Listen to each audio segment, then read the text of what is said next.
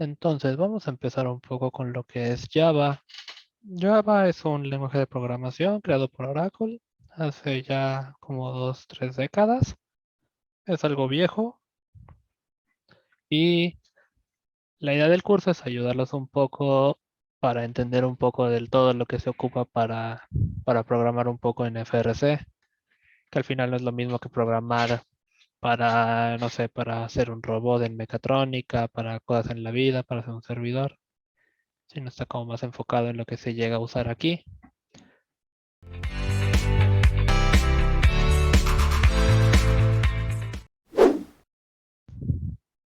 Y entonces, como regla general, se necesita crear lo que es una clase, que como en mi caso de acá es el que se llama prueba 1, que es el archivo como tal. La clase es donde se va a empezar a escribir todo lo que es el código. Como el Visual Code es una IDE como muy general, que puede leerte de cualquier cosa, tienes que especificarle muy bien cuál quieres empezar a usar. En nuestro caso vamos a ponerle public class y yo le puse prueba 1, que es este archivo de acá. Luego, luego lo que tenemos que hacer es que vamos a escribir esta línea de código, la de public static void main, string arg, y abres y cierras con corchetes.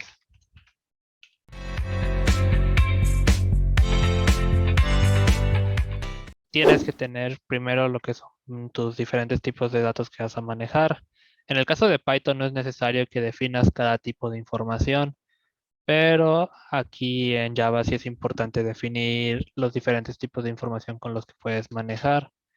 En el caso de Java tenemos varios. Tenemos int, tenemos float, tenemos a string, no sé, no, ¿cómo se llama? Char. Tenemos char,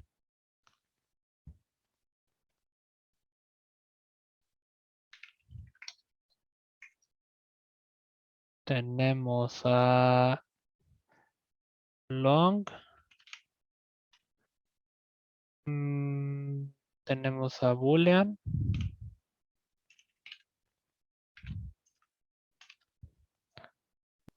Ok, entonces ahora estos son los tipos de información que se llegan a utilizar más que nada en FRC. Tenemos primero a int. Int lo que va a hacer es que nos va a guardar números enteros.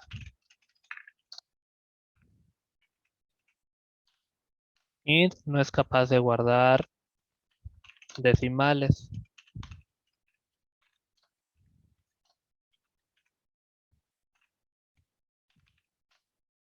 Ni por lógica tampoco fracciones.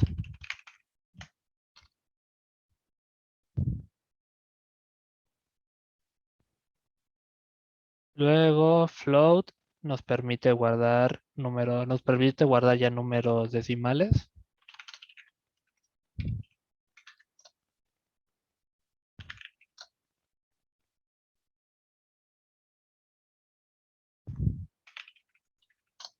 Con cierto grado de precisión.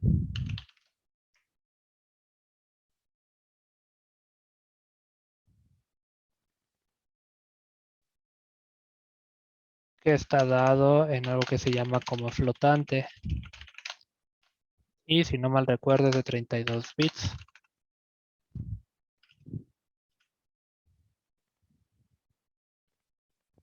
32 bits.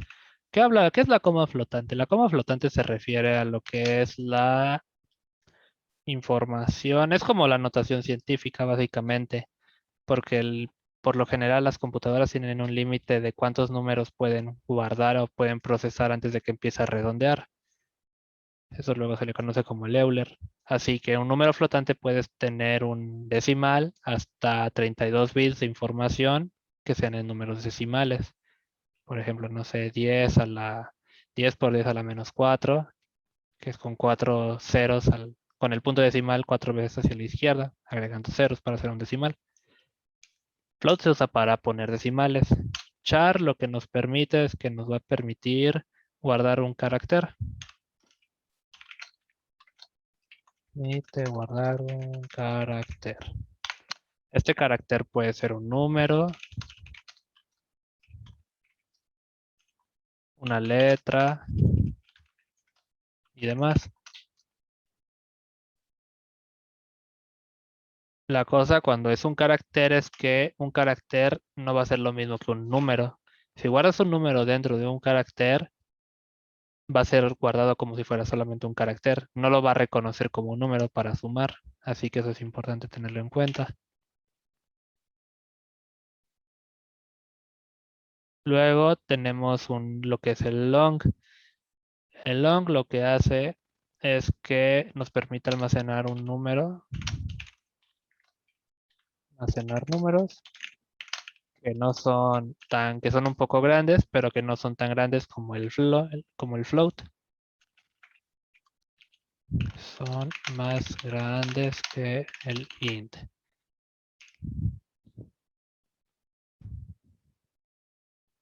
Y finalmente tenemos a boolean, el cual nos permite que podamos guardar,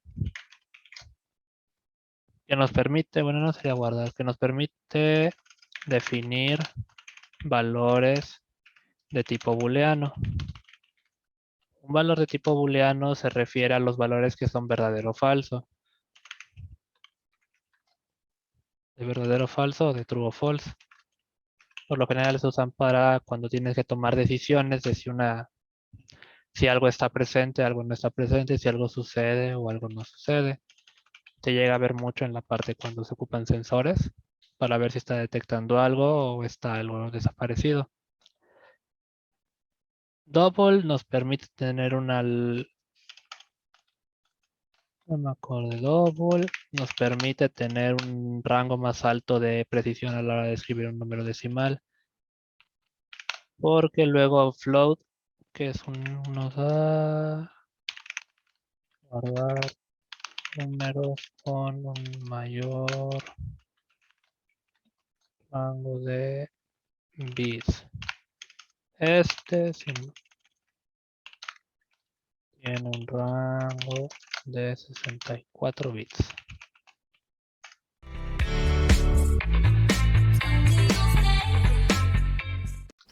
A la hora de empezar a programar, tenemos primero que entender qué problema vamos a resolver. En nuestro caso, como nuestro primer ejemplo simple, vamos a hacer una suma. Primero que nada, tenemos que decidir qué vamos a sumar. Así que, a ver, no sé, Francisco y Kevin, cada quien diga un número. 10.5. 27.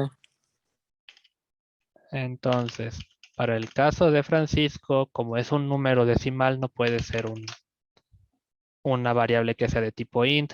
Tiene que ser un float para que nos reconozca el punto decimal. Entonces tenemos que empezar por definir nuestra variable. Nuestra variable se puede llamar de cualquier forma. No tiene restricciones, salvo algunas palabras específicas que tiene el mismo Java como reservadas. Por ejemplo, no le podemos poner una variable que se llame float, porque float ya lo está utilizando el lenguaje. No lo podemos llamar string, porque ya lo está usando. No se puede llamar void, porque ya está siendo utilizado. En el caso en el Studio Code, las palabras que no podemos usar por lo general están en azul o están en verde, que son palabras que ya están siendo utilizadas por algo. Así que en este caso, Francisco nos dijo sería 10. 10.5, ¿verdad? Sí. Acá nuestra primera cosa, cuando algo de un texto dentro de Java y en la mayoría de los lenguajes se pone como subrayado, hay varias formas, depende de la IDE donde estemos trabajando, se nos puede mostrar qué está sucediendo. En el caso de aquí, como se pone amarillo, nos quiere decir que esta información no está siendo utilizada en ningún lugar del código. Eso ocurre para darte a entender que capaz tienes esa información de sobra y que nomás está consumiendo memoria y que sería importante que la consideres quitarla, si no la vas a llegar a utilizar nunca.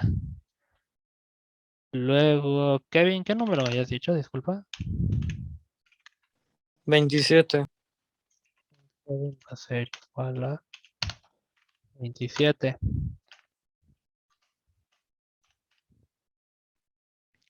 Una vez que tenemos ya nuestro combinado de números, tenemos que asignar un espacio de memoria donde vamos a querer que esta información se guarde.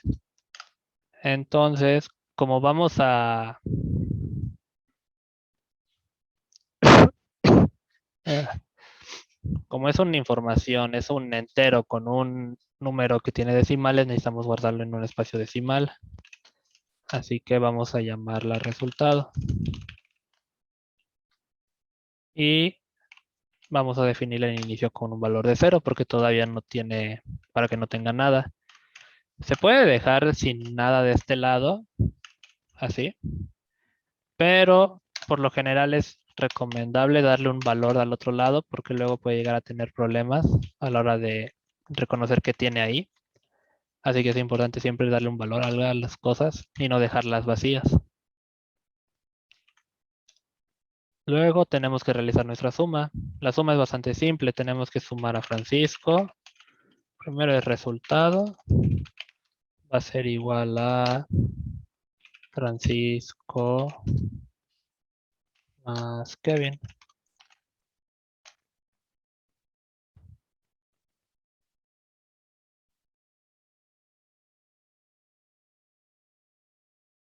Entonces, ya en teoría, nuestro resultado, la suma de tanto Francisco y Kevin está siendo guardada dentro de nuestra variable de resultado. Luego, lo que tenemos que hacer es, en nuestro caso, podemos mostrarla en nuestra consola. Para mostrar algo en consola dentro de Java, tenemos el comando siguiente, que es system.out.print ln y abrimos paréntesis, siempre cerrando todo con punto y coma. Ahora, lo que pongamos aquí en los paréntesis va a ser la información que se va a mostrar en nuestra consola. Así que por eso es importante que si queremos mostrar el resultado de una variable, podemos escribir simplemente el nombre de nuestra variable. Por ejemplo, primero escribamos Francisco. Ponemos aquí a Francisco, lo que se va a imprimir va a ser la variable de Francisco. Si queremos que se escriba un texto que tengamos predeterminado, tenemos que poner comillas. Y por ejemplo, podemos poner el valor es, y ya aquí puedo poner acá, no sé, hola. Y ahora lo que nos va a escribir en la pantalla va a ser la frase hola. En nuestro caso, lo que queremos poner es la palabra resultado.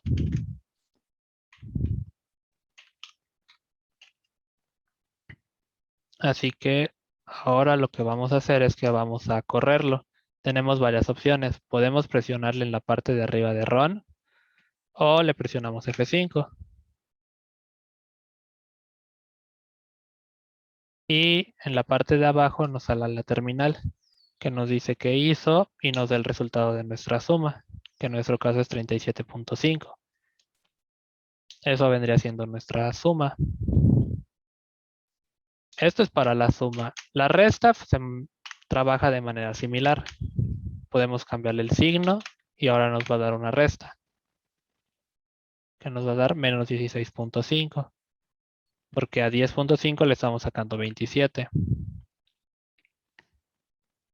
Luego, la multiplicación se va a manejar de la misma manera. Nada más es ponerle acá un símbolo de multiplicación. Ahí. Y se va a multiplicar. Va a dar 283.5. Y finalmente tenemos la división.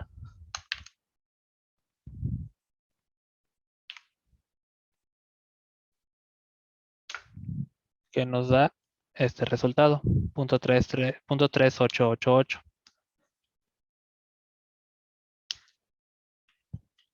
Una cosa que es importante tomar en cuenta, sobre todo al hacer este tipo de operaciones, es que cuando dividimos un número, cuando dividimos enteros, puede llegar a causar problemas. ¿Por qué? Porque supongamos que Francisco deja de ser una variable que tiene decimal, se vuelve un entero, se vuelve 10. Entonces, ¿cuánto nos debería dar este resultado? Nos debería dar igual el .338. Lo que llega a ocurrir es que a la hora de hacer estas divisiones, es que puede llegar a dar el resultado erróneo. Miren, si se dan cuenta, acá nos está dando 0. ¿Y por qué está pasando esto? Porque cuando estamos dividiendo entre enteros, estamos mostrando nada más el valor que nos da la parte entera. Es como si estuviera ignorando los decimales, porque nuestras variables están definidas como si fueran números enteros. Así que nuestro resultado nos los va a dar en un entero. Y por eso pasa esto, que nos dice que es 0, aunque la división de esto no sea 0. Y esto se resuelve si las convertimos en variables del tipo double o float. Entonces se vuelven variables que reconocen ya decimales.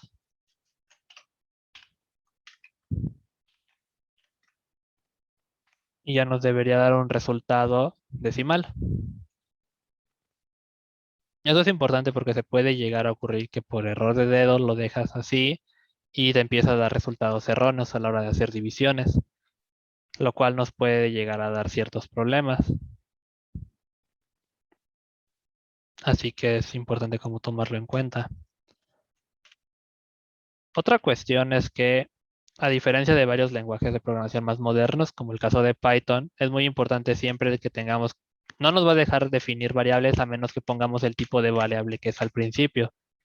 Porque a comparación con cosas como Python, en Python simplemente escribes tu nombre de tu variable, en el caso de Ivaldo, la pones y le pones a lo que vale. Y ya no pones ni siquiera punto y coma. Y automáticamente Python lo reconoce. Si le pones un punto al final, quiere decir que es un valor decimal. Así que es como cosas que tiene Java, que es más estricto a la hora de escribir, que tienes que definirle exactamente qué quieres en cada cosa y su tipo de información. Sí, eso se llama tipado estático, Ubaldo. Eso, tipado Cuando estático. la variable, bueno, cuando el dato se asigna una variable y el tipo de dato no se definió, por ejemplo, en el caso de Python, se salva el dato en la variable. Es un tipado dinámico. Entonces, a lo largo del código, tú puedes estar cambiando el dato, ¿no? En la misma variable y se va a actualizar el tipo de dato de la variable. Ese es el tipado dinámico. En este caso, pues está muy restringido, como tú dices, ¿no? Y es algo común de los lenguajes como C y todos que son un poquito viejitos, Sí, que son porque bien, bien duros son bien las cerrados. variables. Sí, Sí, pero pues porque, bueno, lo hacen por optimizar memoria, ¿no? sí, porque, bueno, supongo que cuando los crearon no se tenía como los problemas de optimización de memoria que se tienen ahora y no se buscaba que la información cambie su tipo de cómo se comporta. Y ves las cosas lindas del Python que facilita mucho la escritura. Pero entonces, ahorita acabamos de ver lo que es una simple suma, resta, multiplicación. Así que ahora vamos a hacer un pequeño ejercicio como algo más práctico. Lo que vamos a hacer es que vamos a calcular ciertas cosas.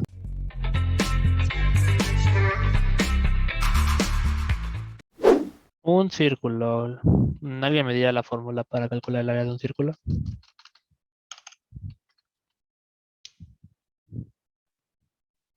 ¿Alguien? Te toca, Juan Paz. Pi por radio al cuadrado. Oye, a Juan Paz le cambió la voz. Yes. Sí, pi por radio al cuadrado. Ah, Se perdón. volvió más maduro. A ver, entonces. Fórmula de triángulo. De área de círculo. De triángulo.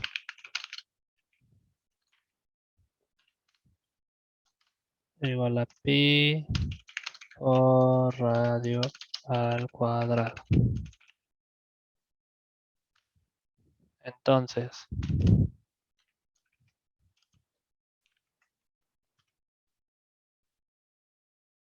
¿qué tendríamos que hacer primero? Vamos a definir nuestro pi. Para no empezar todavía a ver librerías, vamos a definir el valor de pi con solo dos valores. Que sería? Es pi. Va a ser igual a 3.14. Luego, ¿quién más tenemos que calcular? Necesitamos el radio de nuestro círculo. Nuestro círculo va a tener un radio de 2. De 20 metros. Va a ser igual a radio. Va a tener un valor de 20. Y finalmente, tenemos que poner dónde vamos a guardar nuestra información. Ser área.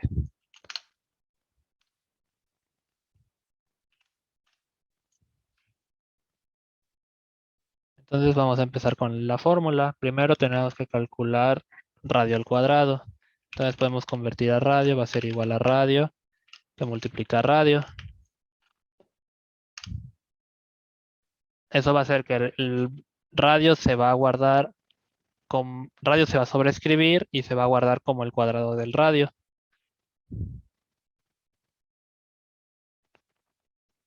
Luego tenemos que multiplicar nuestro nuevo radio por pi, que va a ser área, va a ser igual ahora pi, que va a multiplicar a radio.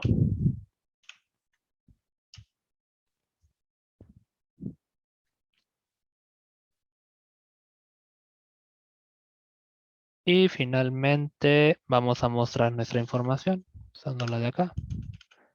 Vamos a mostrar a área. Damos F5 y que corra. Nuestro resultado es que tiene un área de 1256. Es importante aquí tener en cuenta que cuando la programación la lee de arriba hacia abajo y de izquierda a derecha. Así que si pusiéramos, por ejemplo, primero área, la línea de área y luego la de radio al cuadrado, va a darnos un resultado totalmente diferente. Nos va a dar la multiplicación simplemente de área, de pi por radio, pero sin tener radio al cuadrado. Así que siempre si que vamos a sobreescribir variables, tenemos que hacer primero, el código siempre va a leer de arriba a abajo. Así que es importante escribir las cosas en orden para que no haya problemas.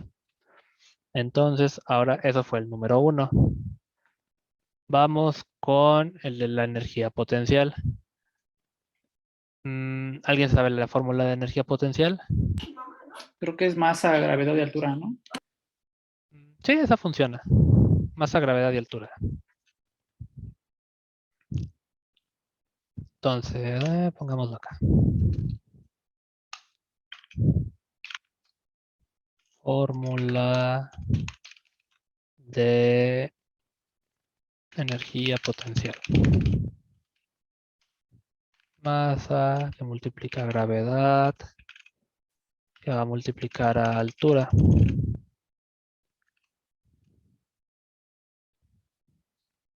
Entonces, vamos a hacerlo un poco más entretenido. Y ya no será de alguien corriendo, sino va a ser de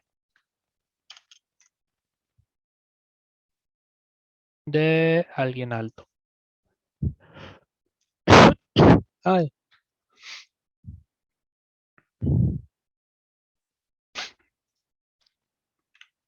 Va a ser de alguien que está cayendo. De alguien.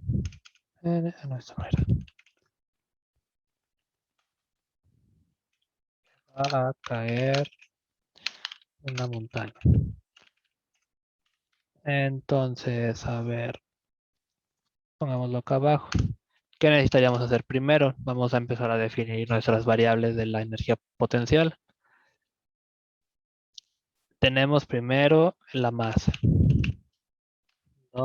Masa va a ser lo que pese alguien normalmente. ¿Cómo cuánto quieren que pese nuestra persona? Kevin, te toca decir el peso. 62. 62. Luego tenemos la gravedad. ¿Quién me puede decir el valor de la gravedad? No sea Francisco.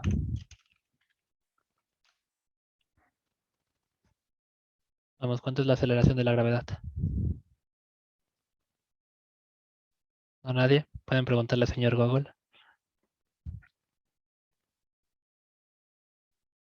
9.8. Muy bien.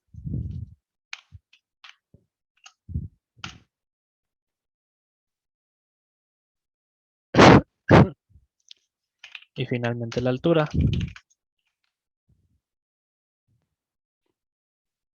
Que va a ser de...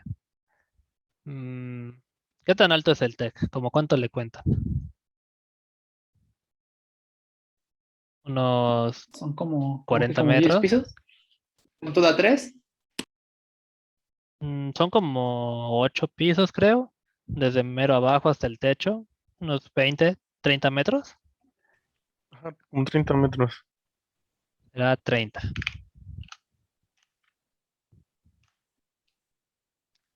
Entonces ahora hacemos lo mismo que arriba. Tenemos que empezar a multiplicar. Entonces, y tenemos que guardar dónde va a ir nuestro resultado. Se va a llamar resultado 2.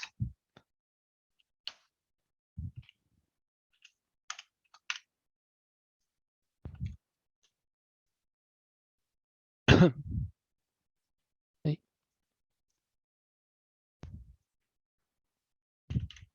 Ujú. Sería, vamos a poner resultado 2, que se va a llamar y va a tener como valor a masa, que va a multiplicarnos a gravedad, que va a multiplicarnos a altura. Luego vamos a llamarla a imprimir.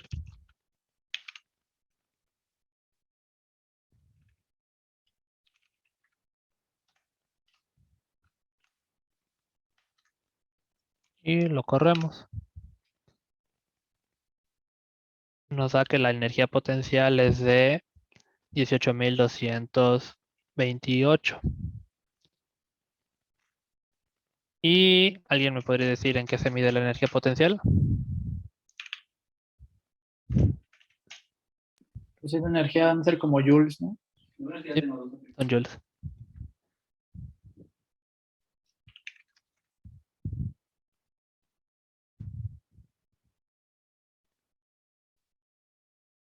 Entonces, ese es el número 2.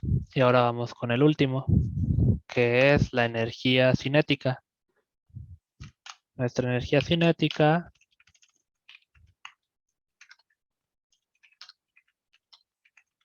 típicamente está dada por la fórmula de 1/2 de la masa que va a multiplicar a la velocidad al cuadrado.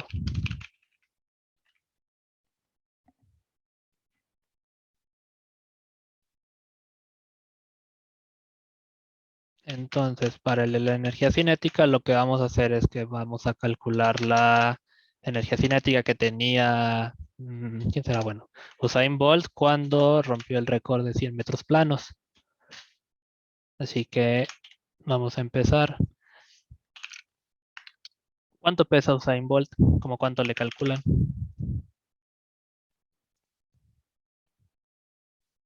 Unos 70, ¿no? Está bien flaco. Dice Eh, internet que 89 kilos. Vamos con lo que diga internet. Lo Entonces que me vamos a parece. definirlo. Doble. Pesa 89 kilos. Es un nombre algo pesado. Luego necesitamos definir la velocidad. Cuando rompió el récord de 100 metros planos, ¿qué velocidad iba? Bueno, empecemos. ¿En cuánto tiempo recorrió esa distancia? ¿Alguien se sabe en cuánto fue? 9.58. 9.58 segundos. Entonces, si sabemos eso, podemos saber cuál fue su velocidad. Vamos a poner primero velocidad va a ser igual a 0.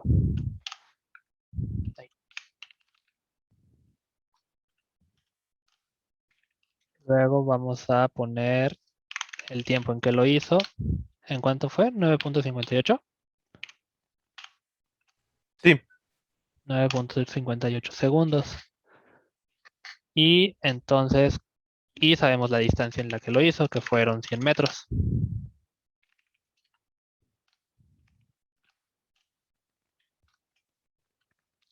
Con esto podemos saber la velocidad a la que iba cuando ganó.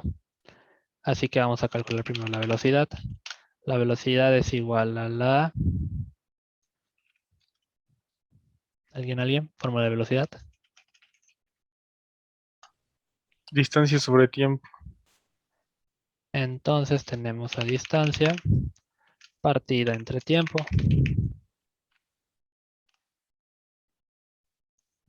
Luego velocidad, como es al cuadrado, tenemos que multiplicarla por sí misma.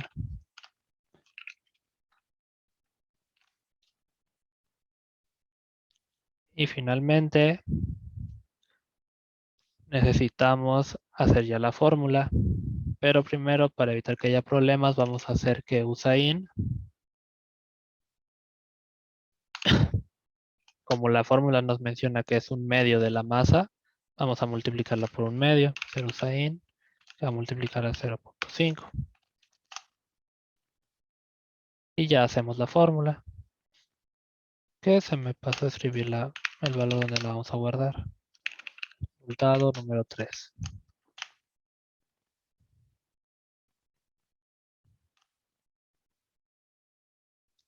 Va a ser resultado 3, que va a estar guardando el resultado del cálculo de la energía cinética, que va a ser usain, que va a multiplicar a velocidad. Y finalmente vamos a escribir para mostrarlo en pantalla.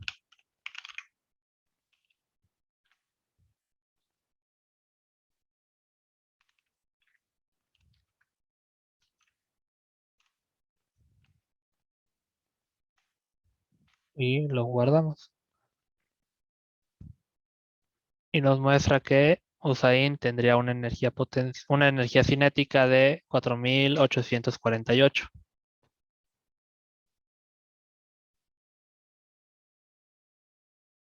Y entonces esto lo calculamos usando como las operaciones básicas de matemática, que son bastante simples. Lo más importante es como saber diferenciar el tipo de información con la que vamos a manejar para tener un mejor resultado.